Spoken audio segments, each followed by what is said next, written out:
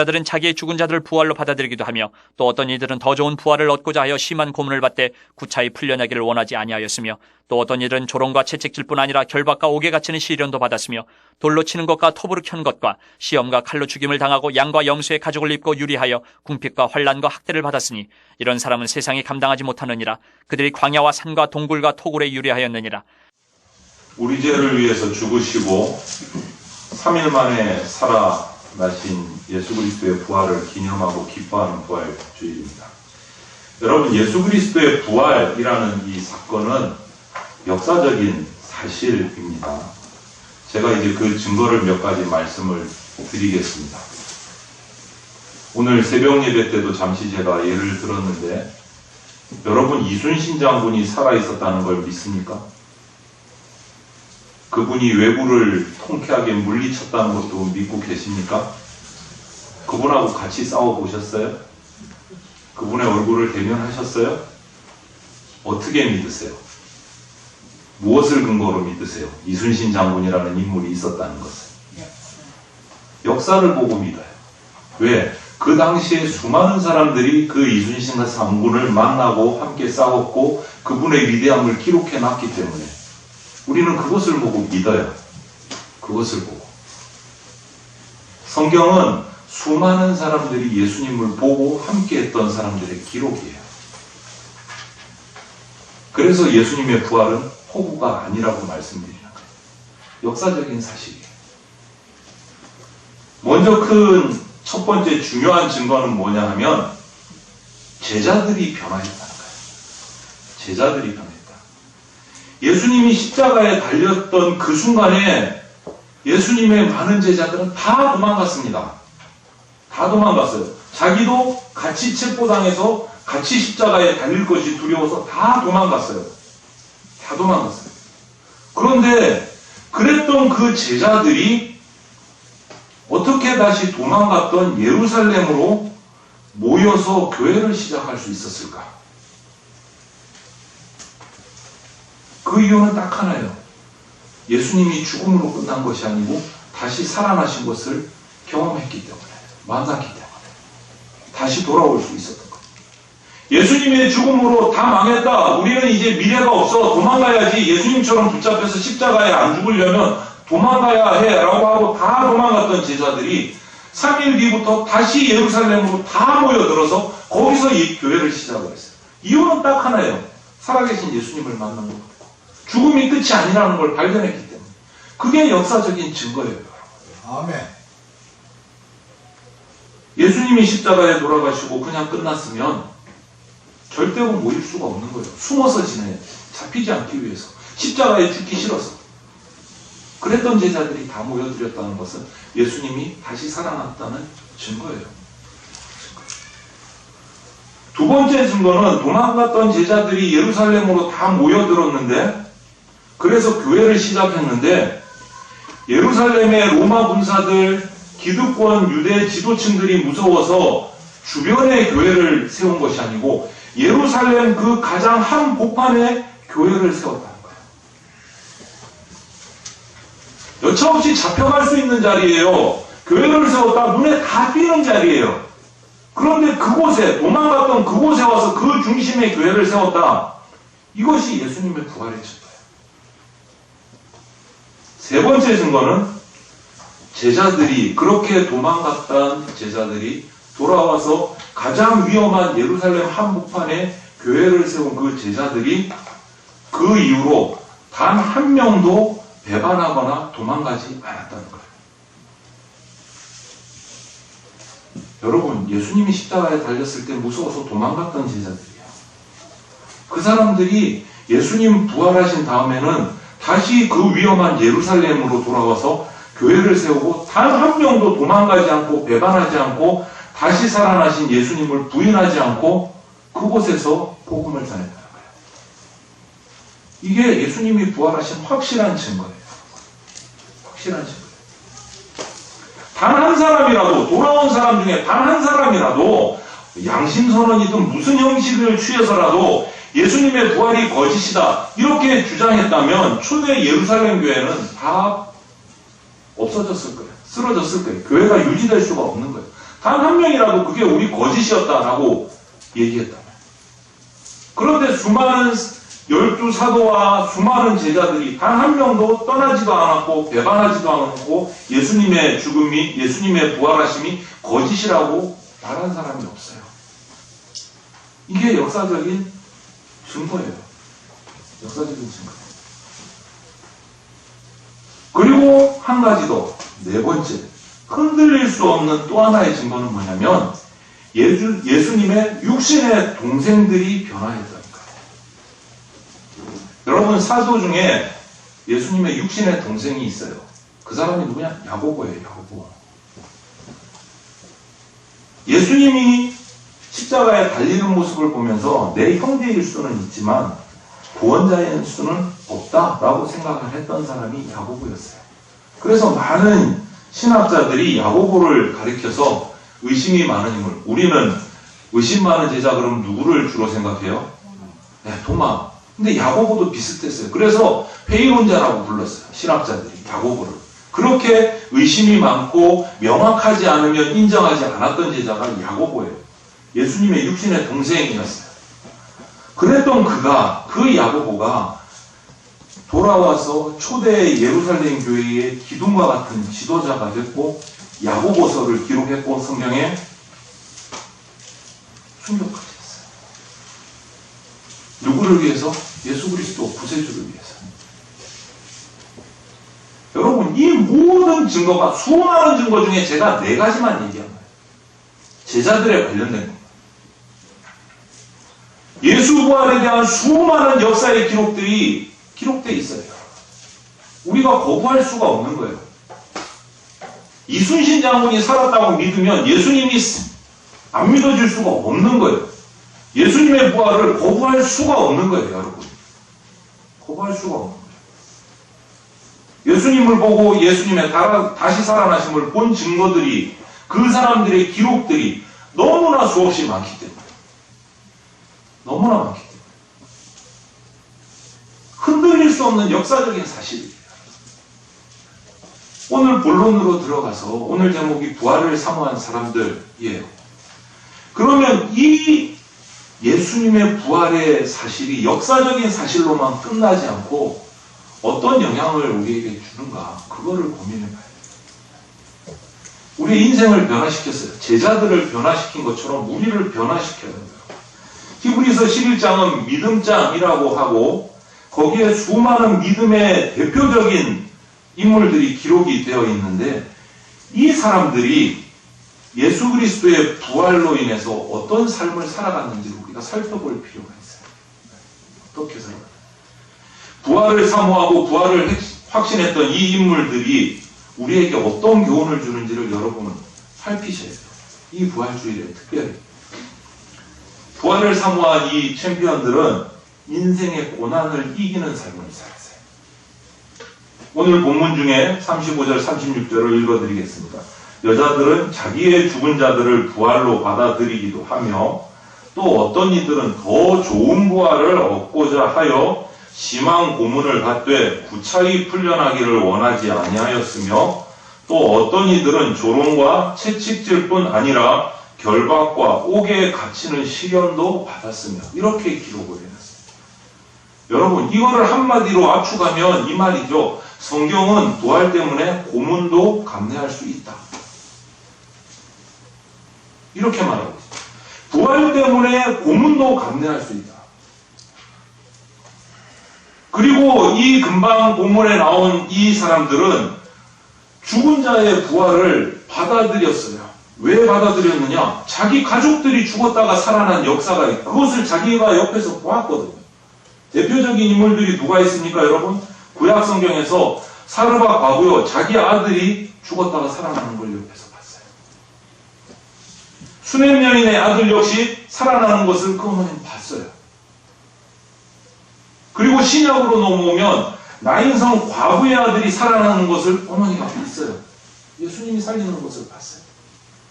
마르다와 마리아, 죽은 나사로 오빠가 동생이 죽은 것을 예수님이 살리는 걸 또 봤어요.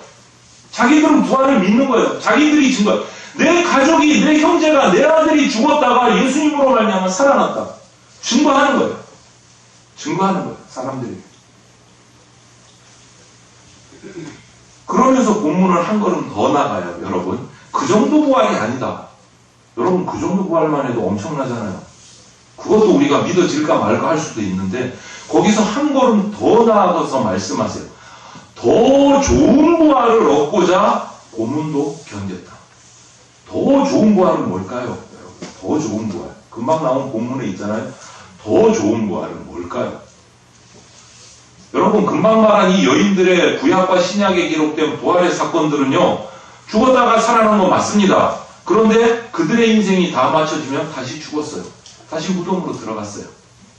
이게 이들이 발견한 부활의 경험이에요. 죽었습니다. 병들어 죽었든지 어떻게든지 죽었습니다. 그런데 다시 살려주셔서 그 부활을 봤어요. 살아난 뒤에 평생을 살고 인생이 다 돼서 다시 죽었어요. 이것이 이들이 경험한 유한한 부활이에요.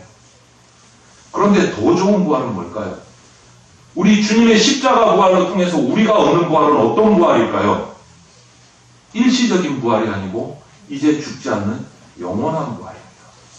이것이 더 좋은 부활이에요. 이것이. 여러분 예수님께서 다시 오실 그때 우리는 일시적인 부활이 아니고 영원한 부활로 다시 태어납니다. 그것을 이 사람들은 벌써부터 사모했던 거예요. 벌써부터 그 좋은 부활을. 이 부활신앙을 가졌기 때문에 조롱도 채찍질도 결박도 다 견딜 수 있었던 거예요. 돌로 치는 것과 폭으로 켜는 것과 시험과 칼로 죽임을 당하고 양과 염소의 가죽을 입고 유리하여 궁핍과 환난과 학대를 받았으니 이 모든 것을 다 감내할 수 있었던 거예요. 왜? 더 좋은 부활을 확신했기 때문에. 여러분 집을 뺏기고 자기 땅을 빼앗기고 이것저것 또 도망다니면서 또돌이로 살아가는 이들의 모습 역사 기록 속에 남아있어요. 성경 역사뿐만 아니라 세계사 속에서도 유대인들이 얼마나 고통당하고 핍박당했는지 다 기록되어 있어요. 그럼에도 불구하고 그들은 기쁨으로 그것을 감내했어요. 이유는 딱 하나. 뭐예요? 부활에 대한 소망. 더 좋은 부활에 대한 소망. 그거 하나로 이 모든 것을 이겨낼 수 있었어요. 고린도전서 부활장이라고 이름 붙여진 고린도전서를 보면 이 말씀이 있습니다. 죽은 자의 부활도 그와 같으니 썩을 것으로 심고 썩지 아니할 것으로 다시 살아나며 욕된 것으로 심고 영광스러운 것으로 다시 살아나며 약한 것으로 심고 강한 것으로 다시 살아나며 육의 몸으로 심고 신령한 몸으로 다시 살아나나니 육의 몸이 있은즉 또 영의 몸도 있느니라. 여러분 우리가 죽어서 없어진다는 생각을 하지 마십시오. 육의 몸도 있지만 영의 몸도 있습니다. 영의 몸도 있습니다. 동물에게는 영혼이 없습니다. 본능만 있어요. 하지만 우리 인간에게는 하나님께서 창조하실 때 영혼을 불어넣어 주셨습니다. 영의 세계가 있다는 거예요. 영의 세계가. 이 부활장이라는 고린도전서 15장에서 이렇게 말씀하고 계시는 거예요. 우리가 죽어서 땅에 묻힐 때 썩은 몸이에요. 그런데 머지않아 그것도 썩어요. 그런데 예수님 다시 오시려면 썩지 않을 부활의 몸으로 다시 살아난다. 우리가 성도고 그리스도인이지만 여전히 죄로 가득 찬 세상 속에서 살아갑니다. 하지만 예수님 다시 오실 때 우리는 거룩하고 영광된 몸으로 다시 태어납니다. 나이 들어서 쇠약해지고 병든 몸 역시도 가장 강한 몸으로 다시 태어나게 해주시는 거예요. 그게 부활이에요. 아담으로부터 우리가 물려받은 몸, 육신의 몸이에요. 하지만 앞으로 예수님 다시 오셔서 예수님으로부터 물려받을 몸은 영의 몸이 되는 겁니다. 이것이 부활이에요. 이게 더 좋은 부활이에요.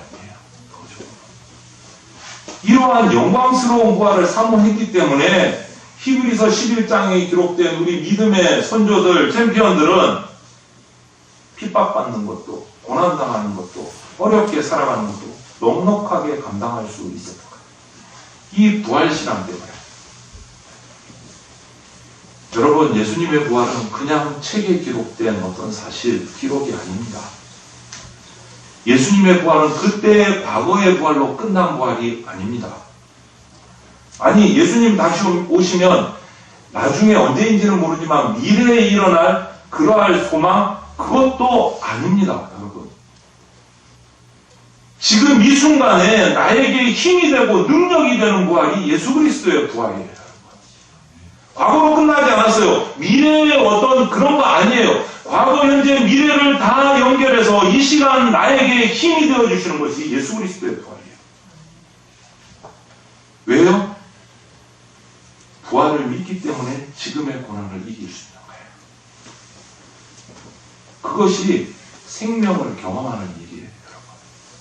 확신하건대 우리 모두는 이 자리, 아니, 이 땅 위에 지금 살고 있는 모든 사람들은 다 부활합니다. 예수님을 믿지 않으면 지옥으로 가기 위해서 부활할 것이고, 치욕의 부활이죠. 심판의 부활이죠. 예수님을 믿는 사람들은 영광의 부활, 영생의 부활로 다시 부활하게 될 겁니다. 여러분, 이것을 놓고 보면 부활이라는 것은 미래 어느 날 재림하실 때 일어나는 그때만 필요한 부활이 아니라는 거예요.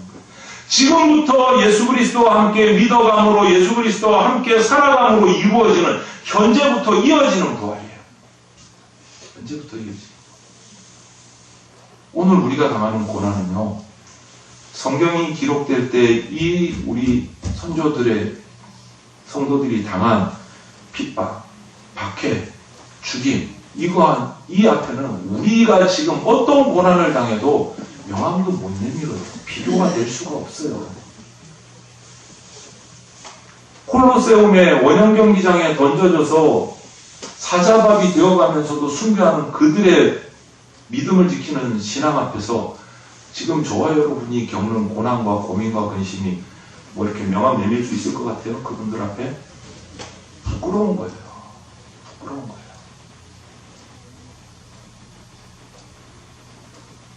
비교가 안 되는 거예요, 여러분. 비교가. 그러니 지금 현재 내 걱정, 근심, 고난 때문에 좌절하지 마시고 이 부활의 소망을 삶 가운데서 만나서 어려움을 극복하고 승리하는 성도들이 되시기를 바랍니다.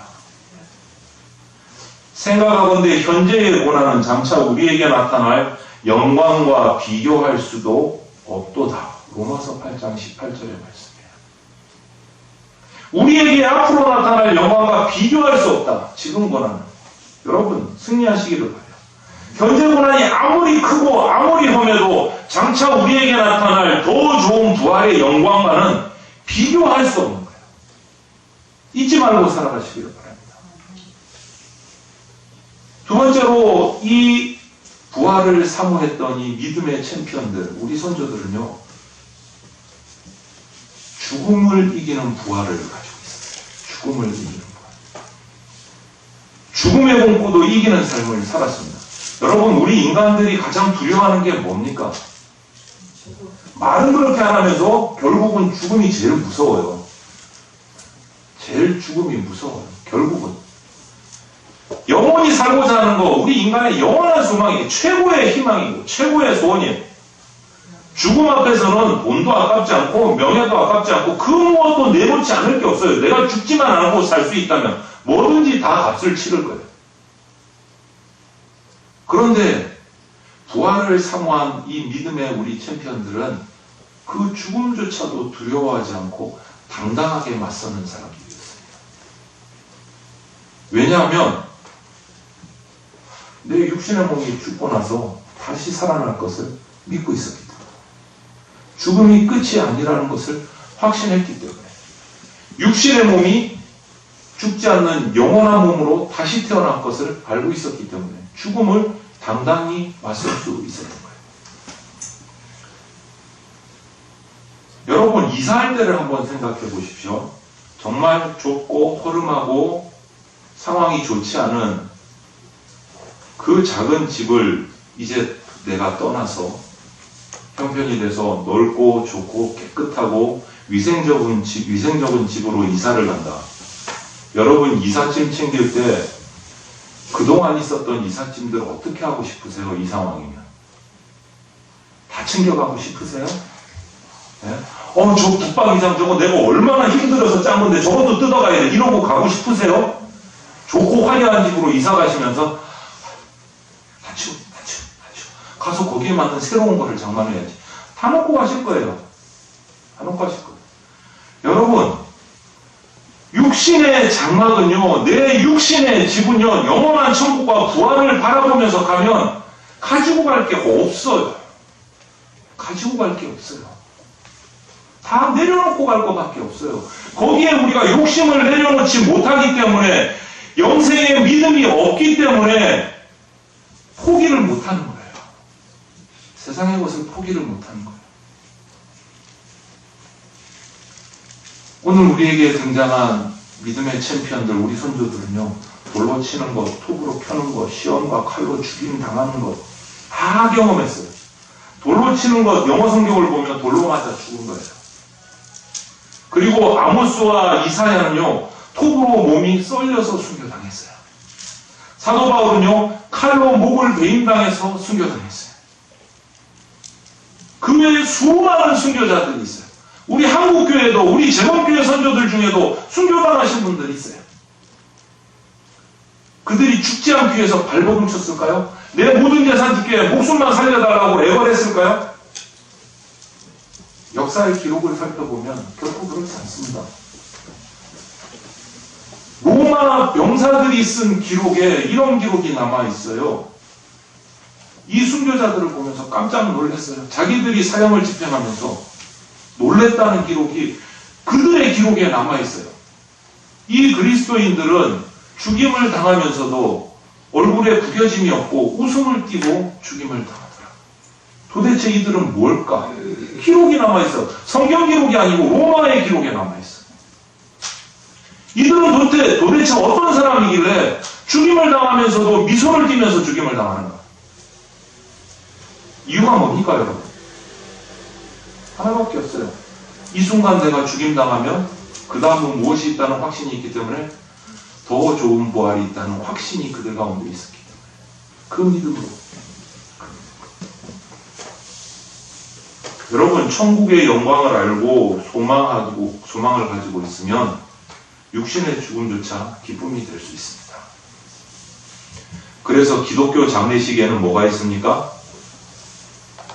노래가 있습니다. 찬송이 있습니다.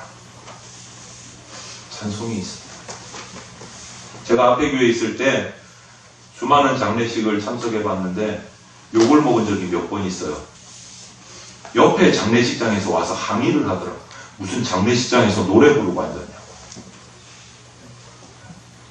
그쪽은 하다 안 되니까 곡소리를 테이프에 녹음해 갖고 24시간 틀어놓더라고요. 그때 젊은 목회자 객기에 마음속으로 이런 생각했어요. 그렇게 슬프면 살아계실 때 좀 잘하지. 죽은 다음에 곡하면 뭐하냐. 자기가 곡하는 것도 아니고 테이프 틀어놓으면 그게 무슨 이득이 되냐.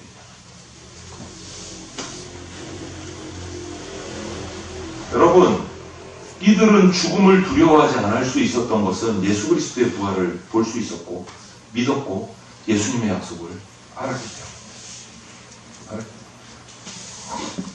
예수 그리스도는 우리의 부활의 첫 열매가 되십니다. 오늘이 그 부활절을 기념하는 부활주일입니다. 우리가 그 첫 열매 다음에 두 번째 열매가 되는 거예요. 부활의 두 번째 열매. 우리 모두가 부활할 겁니다. 이 부활을 바라보면서 순교의 잔도 기쁘게 마실 수 있는 저와 여러분들이 되시기를 바라요. 순교 아무나 하는 거 아닙니다. 그렇다고. 쉽지 않습니다. 하고 싶다고 되는 게 순교가 아닙니다.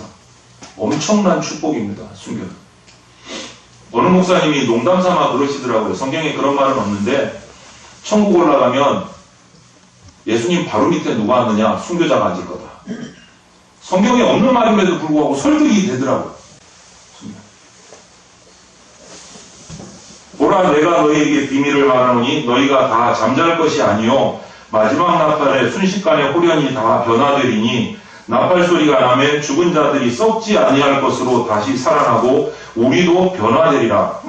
사망아 너의 승리가 어디 있느냐? 사망아 내가 쏘는 것이 어디 있느냐? 우리 주 예수 그리스도로 말미암아 우리에게 승리를 주시는 하나님께 감사하노라. 고린도전서 15장 부활장 마지막 말씀. 부활은 죽음을 이기는 겁니다.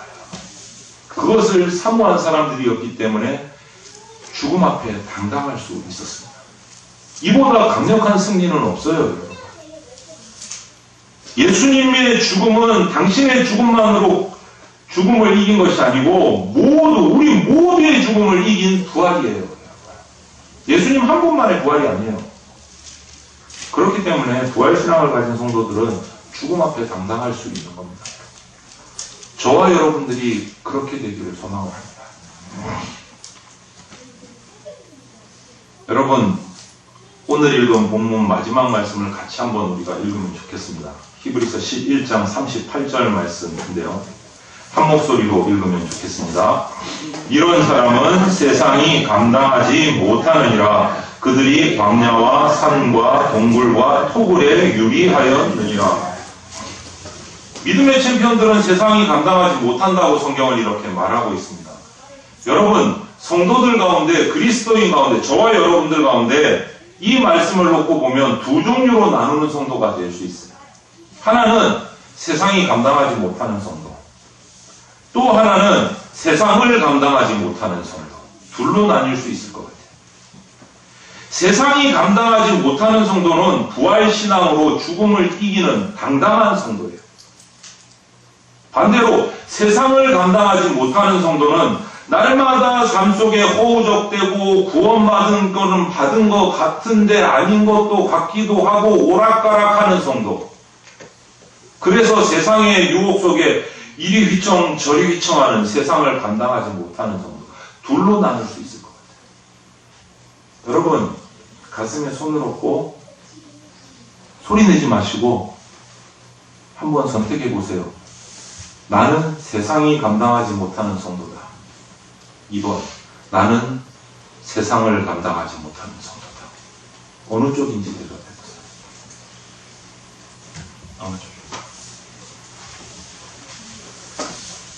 여러분, 이 두 종류의 성도는 기준이 딱 하나로 판결됩니다.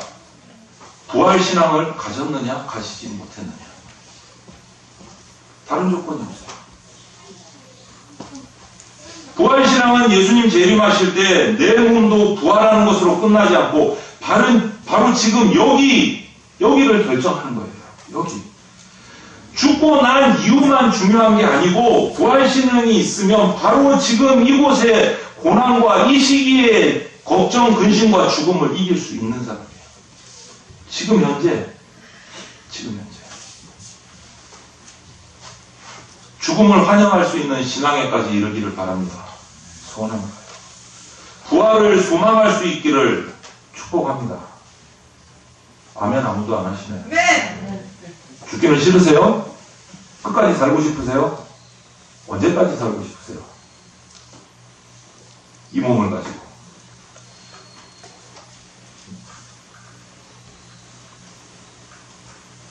여러분, 죽음은 더 좋은 집으로 옮겨가는 거예요. 썩어질 육신의 몸이 썩지 않을 영의 몸으로 옮겨가는 과정이에요.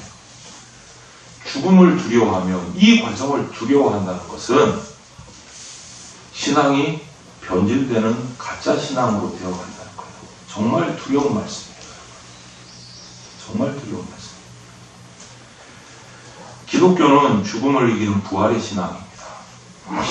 제가 복을 선포하고 싶고 평안을 선포하고 싶고 좋은 말씀만 드리고 싶은데 그거는 제 마음일 뿐이고요. 앞으로 세상이 말세로 가면 갈수록 성경의 말씀과 반대되는 말씀이 많기 때문에 경고의 말씀이 더 나갈 수밖에 없는 거예요. 경고의 말씀이 더 나갈 수밖에 없는 거예요. 부활을 기뻐하라, 행복하라 외치고 싶어요. 외쳤습니다. 그런데 그 부활을 거기서 끝나면 안 되고 그 부활신앙을 가지지 못하면 우리가 어떻게 되는지를 선포하지 않을 수가 없어요. 목회자로서. 부활의 신앙을 가지지 못하면 우리 신앙은 가짜 신앙이 돼요, 여러분. 가짜 신앙이 돼요.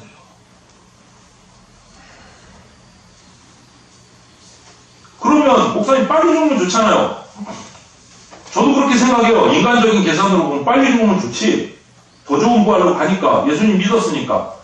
그런데 이 땅에 굳이 우리를 두시는 이유가 뭘까?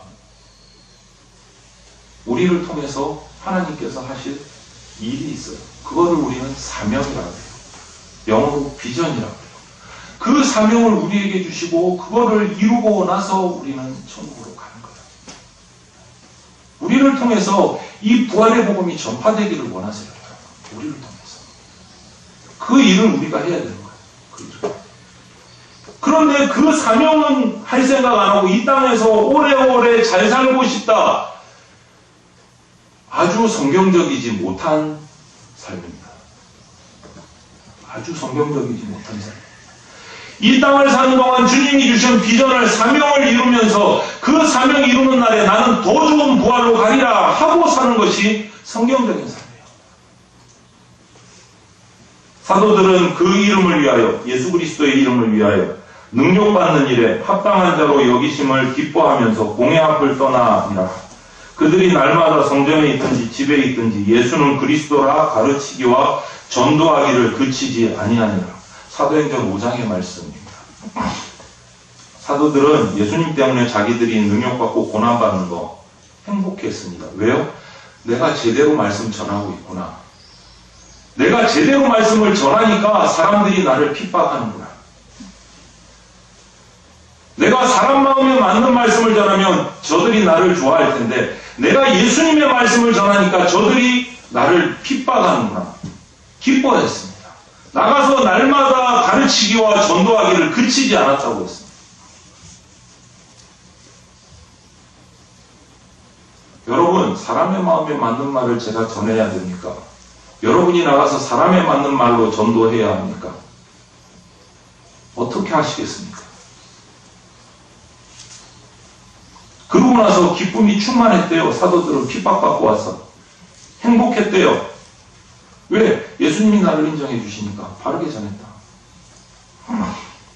이것이 정말 부활신앙을 가진 성도의 올바른 자세입니다. 여러분, 어려움 만나면 인생 다 산 것 같은 얼굴로 살지 맙시다, 우리. 저도 그럴 때가 참 많아요. 그때마다 돌아서면 또 괴롭고, 주님 내가 또 이렇게 바보같이 살았어요. 또 사고를 쳤습니다. 목회자가 이래가 되겠습니다. 그런 적이 한두 번이에요. 그래도 다시 돌아서야 돼요. 주님께로. 우리는 실수할 수 있으니까. 부활의 소망은 어느 순간에도 빛을 발합니다. 여러분. 부활의 소망, 부활의 신앙으로 회복되기를 바랍니다. 주님, 저 아무리 어려워도 부활의 영광을 누리고 싶습니다. 모든 어려움을 이기게 해주십시오. 기도하셔야 돼요. 북한에 있었던,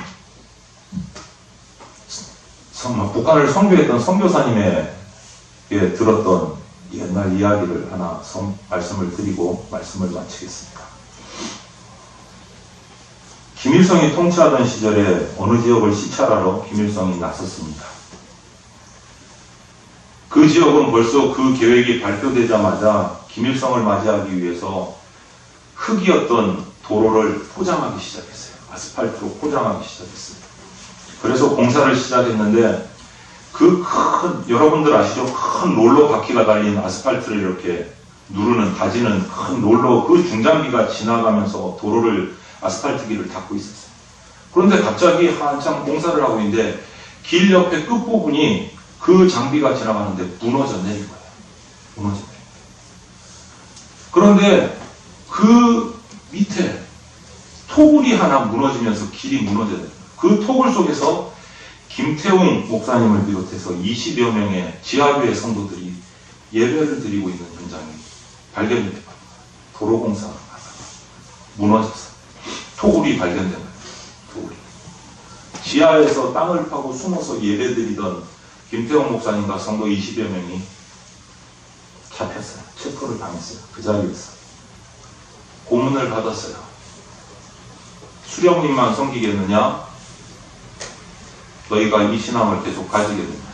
죽음이냐? 배교냐? 선택해라. 그 선교사님의 기록을 보니까 단 한 사람도 신앙을 버리지 않고 순교의 길을 택했습니다. 그런데 그게 끝이 아니고 공산당이 얼마나 악랄했든지 그 성도들의 자녀들부터 부모들이 보는 앞에서 죽여나가기 시작한 거예요. 부모가 보는 앞에서 자녀들. 그 모습을 보면서 부모님들이 이렇게 외쳤대요. 기록을 보니까. 아가야 아가야 조금만 참아라. 조금만 있으면 하나님이 너를 천국에 삼아주실 것이다. 그리고 아이들을 다 처형하고 나서는 그 부모들을 그 롤러 장비를 가지고 발부터 밟기 시작했어요. 발부터. 그런데 그들이 죽어가면서 외친 말씀이 기록이 되어 있어요. 하나님이 북녘 땅에도 하나님의 구원이 이루어지게 해주십시오.